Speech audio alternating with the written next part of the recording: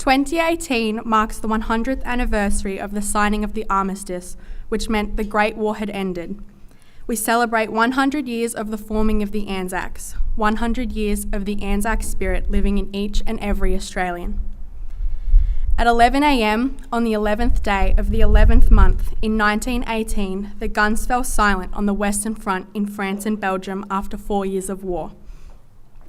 An armistice is a formal agreement which means that warring parties will stop fighting. The armistice was signed by all parties and the fighting had stopped. The First World War was over. World War I began in 1914 and lasted for 4 years. In total, this first modern conflict left between 9 and 13 million dead, perhaps as many as 1/3 of them with no known grave. More than 416,000 Australians volunteered for service in World War I. More than 60,000 Australians were killed, including 45,000 who died on the Western Front in France and Belgium, and more than 8,000 who died on the Gallipoli Peninsula in Turkey.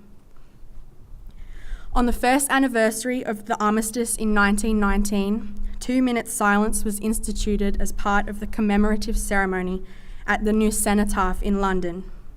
King George V personally invited all the people of the British Empire to suspend normal activities for 2 minutes on the hour of the armistice, which stayed the worldwide carnage of the 4 preceding years and marked the victory of right and freedom. On the second anniversary of the armistice in 1920, the commemoration was given added significance when it became a funeral, with the return of the remains of an unknown soldier from the battlefields of the Western Front.